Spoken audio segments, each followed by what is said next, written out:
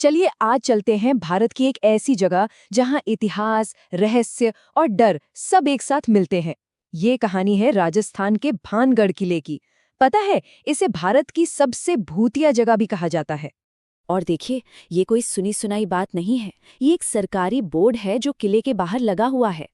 हमारी सरकार का आर्कियोलॉजिकल सर्वे ऑफ इंडिया, जो हमारी ऐतिहासिक इमारतों की देखभाल करता है, वो खुद कह रहा है कि भाई सूरज ढलने के बाद यहाँ रुकना मना है।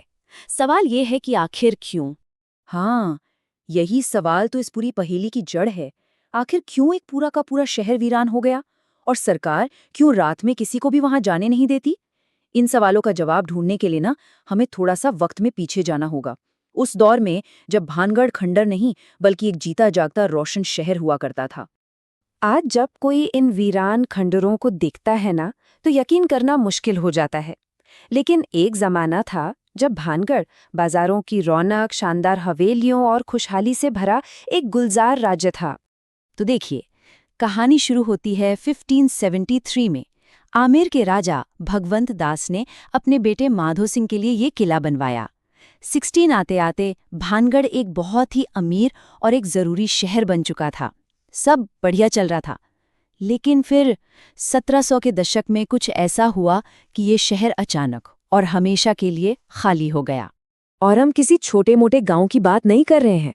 अपने सबसे अच्छे दिनों में भानगढ़ में 9,000 से ज्यादा लोग रहते थे। जरा सोचिए, उस जमाने में 9,000 लोगों का एक पूरा शहर, बाजारों, मंदिरों और हवेलियों से भरा हुआ, जो एक ही झटके में खामोश हो गया।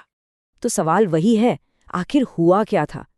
इतिहास के पन्नों में इसका कोई सीधा जवाब नहीं है। और जहां इतिहास खामोश हो जाता है ना, वहीं से कहानियां शुरू होती हैं। भानगढ़ के वीरान होने के पीछे भी ऐसे ही दो बहुत बड़ी कहानियां हैं। एक साधु का श्राप और एक तांत्रिक का श्राप। चलिए एक एक करके दोनों को समझते हैं। पहली कहानी है एक बहुत ही ताकतवर तपस्वी गुरु बालूनाथ के गुस्से की। कहते हैं उनकी सिर्फ एक शर्त तोड़ी गई और पूरा भानगढ़ तबाह हो गया। हुआ ये कि जब राजा किला बनवा रहे थे तो पास में गुरु बालूनाथ तपस्या करते थे। उन्होंने सिर्फ एक शर्त पर किला बनाने की इजाजत दी कि किले की परछाई कभी भी उनकी तपस्या की जगह पर नहीं पड़नी चाहिए। राजा ने वादा कर लिया और 2 पीढ़ियों तक ये वादा निभाया भी गया। लेकिन फिर एक राजा ने इस चेतावनी को नजरअंदाज किया और किले को और ऊंचा बनवा दिया। और बस जिस पल किले की परछाई तपस्वी पर पड़ी, उसी पर उन्होंने पूरे शहर के उजड़ जाने का श्राप दे दिया। अब चलते हैं दूसरी कहानी की तरफ, जो और भी ज्यादा फिल्मी है। ये कहानी है एक बेहद खूबसूरत राजकुमारी की और एक तांत्रिक की, जो उसे पाने के लिए किसी भी हद तक जा सकता था।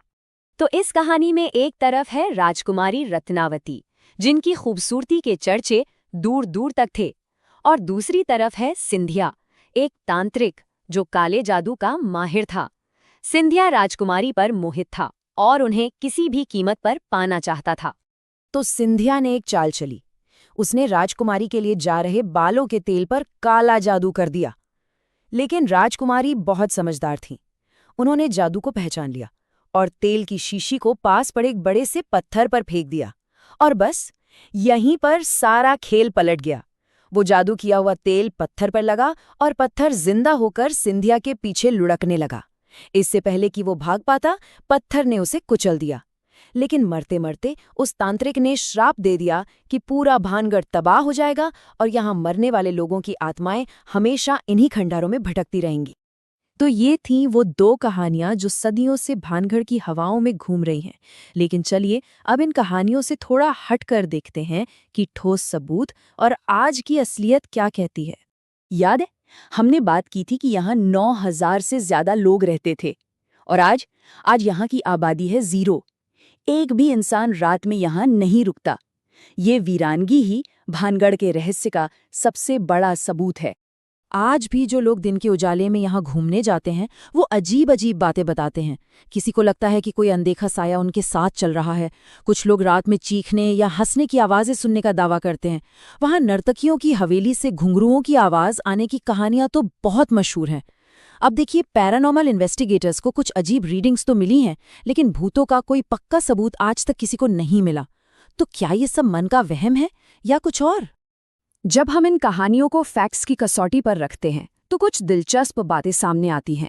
जैसे तांत्रिक वाली कहानी में अजबगढ़ से लड़ाई का जिक्र है, पर इतिहासकारों को ऐसी किसी लड़ाई का कोई सबूत ही नहीं मिला। वहीं दूसरी तरफ जो साधु के श्राप की कहानी है, उसका समय 1783 में पड़े चालीसा अकाल से मिलता जुलता है। ये एक बहुत ही भयानक अकाल था जिसने पूरे इलाके को बर्बाद कर दिया था, और ये शहर के वीरान होने की एक असली वजह हो सकती है। और एक थ्योरी ये भी है कि ये सारी भूतिया कहानियां सिर्फ इसलिए बनाई गई ताकि किले में छिपे किसी खजाने को चोरों से बचाया जा सके।